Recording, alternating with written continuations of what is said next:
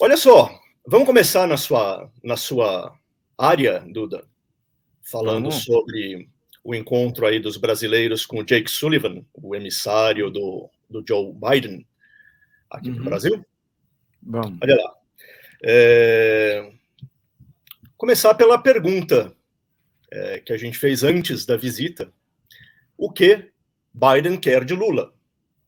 Vamos ver como é que a gente começou a cobertura desse assunto no antagonista.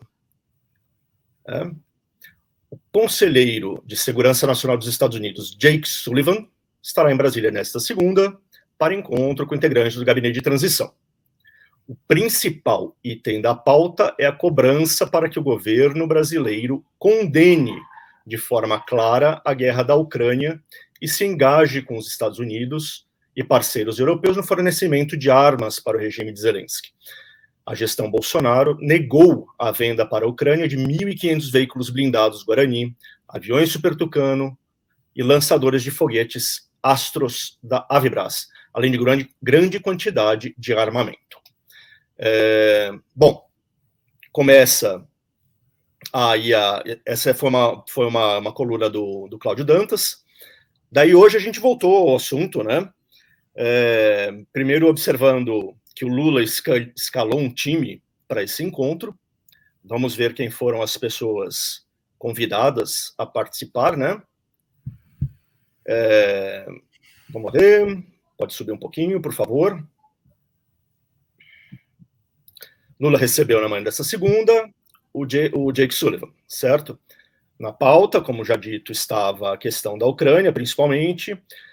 Daí, Sullivan trouxe consigo para a reunião um assessor para assuntos do hemisfério ocidental da Casa Branca, Juan González, e também o encarregado de negócios da embaixada aqui no Brasil, Douglas Conniff.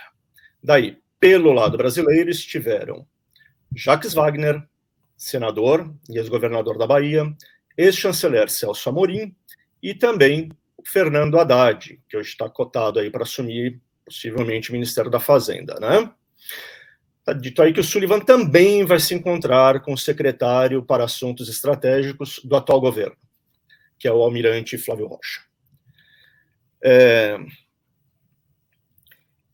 E daí a gente tem um último texto aqui falando sobre aquilo que o Lula não conversou com o Jake Sullivan. Vamos ver. Esse é um texto da Cruzoé. Foi você que fez, Duda? Foi. Muito bem. Então, pode, por favor, já entrar no assunto.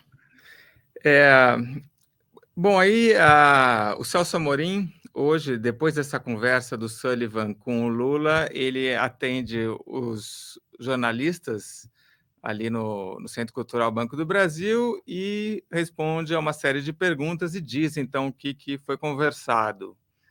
E é uma longa lista, então vai de Venezuela, que precisa achar uma solução para a Venezuela, Haiti, coisas do petismo que já vem de muito tempo com o Celso Amorim, que é o Conselho de Segurança da ONU, Obsessão clima, eterna, né? G20, mudanças climáticas.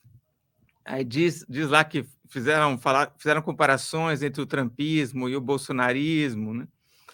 Enfim, o Lula tem essa atenção super para a América Latina. Uma hora ele fala ali que o Conselho de Defesa da Unasul, imagina, que teria meio que ajudado a impedir, a fortalecer a democracia na América Latina. Acho que ele está pensando ali no Paraguai, alguma coisa, né? O impeachment do Lugo, alguma coisa. Mas, enfim, o Lula tem esse foco super na América Latina e tem essa ideia de que o Brasil é uma superpotência mundial, vai resolver os problemas do mundo, né? A fome no mundo. Enfim, é o mesmo Lula de sempre. O Amorim mencionou a Ucrânia na entrevista? Ele fala assim, os dois falaram sobre a Ucrânia, aí é uma área em que Lula e Bolsonaro têm a mesma opinião e acho que é difícil que eles mudem nisso daí, né? Nenhum dos dois condenou a invasão russa da Ucrânia. O que eu comento, Graeb, nessa nota é o que não se falou. O que não se falou é que não se falou de comércio. Comércio, o Amorim fala, não se falou de um tratado de livre comércio entre o Mercosul e os Estados Unidos. E também não se falou de OCDE, né?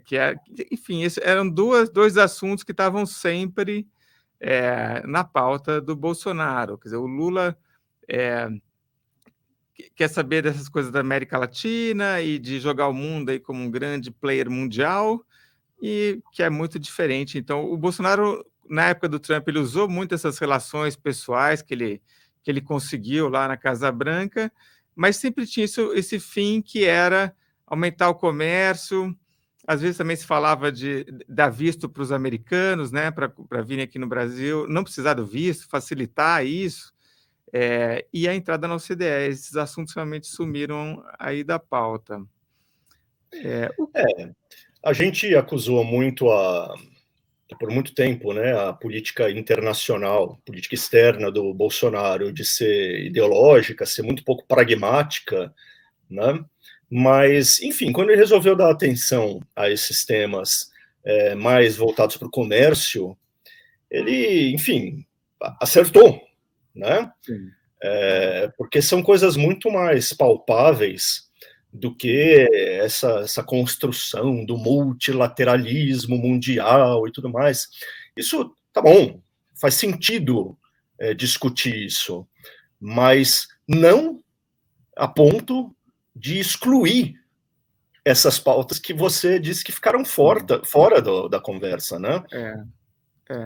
E tem umas coisas do petismo também que são meio delirantes, né? Essa coisa do Conselho de Segurança Nacional, do Conselho de Segurança da ONU, o que o Brasil ganha com isso, né? É uma coisa super difícil de acontecer, mas enfim, isso é Celso Amorim na veia, né? E o Celso Amorim é quem sai da reunião dizendo o que foi conversado. O que também foi interessante, o Jake Sullivan não se encontrou com o Bolsonaro, né? Nem antes, e nem estava na agenda do Bolsonaro para encontrar depois. O que também mostra aí que o Bolsonaro realmente parou de governar, né? Vem aqui o Conselho de Segurança Nacional dos Estados Unidos e nem passa para falar com o presidente. Parece que aquela pauta pós-antecipada, né, do Lula no Egito, na COP27, realmente aconteceu de fato. O Bolsonaro sumiu. A gente, algum tempo atrás, registrou no site, né, essa história de que o Bolsonaro acha que esse prazo de 2 meses entre o término da eleição e o início do novo governo é um absurdo, porque, enfim, devia começar logo no dia seguinte. Ele realmente não consegue encontrar uma razão para continuar na presidência, fazendo o que um presidente tem que fazer, se já não tem mais mandato depois, no próximo ano. Enfim. Agora, Duda, você passou um pouco por cima da questão da Ucrânia, enfim, Bolsonaro e Lula têm a mesma opinião, mas no registro que o Cláudio fez antes da chegada do Jake Sullivan, ele põe ênfase no fato de que o governo americano, aparentemente, quer uma mudança de atitude, né? Você acha que vai haver uma pressão real dos americanos para que o Brasil mude de atitude? E qual seria a reação do Lula caso venha essa pressão efetivamente? Porque o Lula recentemente disse, quando foi? Foi na entrevista coletiva que ele deu na semana passada. Ele tocou no assunto Ucrânia e falou, porque a gente precisa discutir a questão da Ucrânia, não existe razão para ter guerra. Dando a entender que é fácil atingir um acordo, né, sendo que um país é agressor e o outro está simplesmente se defendendo, né? Mas, enfim, você acha que vai ter uma pressão e como é que você acha que um governo Lula vai responder a ela? Eu acho que vai ter uma pressão. O Celso Amorim ele também fala, saindo da reunião, né, do Jake Sullivan com o Lula, ele fala que o Lula teria dito ali que seria bom que as coisas se resolvessem através do diálogo, e aí o Biden falou, puxa, mas o Brasil poderia ajudar? E o Lula falou, claro, o Brasil pode ajudar, né? Se precisar da gente, a gente ajuda. Acho que vai ficar por isso, Graeb. É claro que os Estados Unidos gostariam mais que o Brasil se colocasse contra a Rússia, que invadiu a Ucrânia, e milhares de mortos aí que resultaram disso daí totalmente inexplicáveis, né? Quer dizer, absurdos, né? Agora, acho que eles devem ter pouca esperança de que o Lula faça uma mudança baseada aí numa questão mais moral, né? Embora, se a gente olhar isso, você pode falar, o histórico do Itamaraty é de realmente não se envolver, né? A tradição do Brasil é realmente dar um passo atrás quando essas coisas acontecem e tudo mais. Não Agora, intervenção nos assuntos de outros países, né? é claro que essas teorias todas são usadas, né, ao gosto do freguês, né? Tanto que, agora, quando acontece uma coisa muito grave, quando um país invade o outro, se pegar Getúlio Vargas, quando a Alemanha invade a Polônia, ele se coloca contra. Quando você tem uma clara violação da Carta da ONU, o Brasil, em alguns momentos, se colocou a favor da manutenção do que a Carta pede ali, né? Os direitos dos países de ter o seu território respeitado. Isso não aconteceu.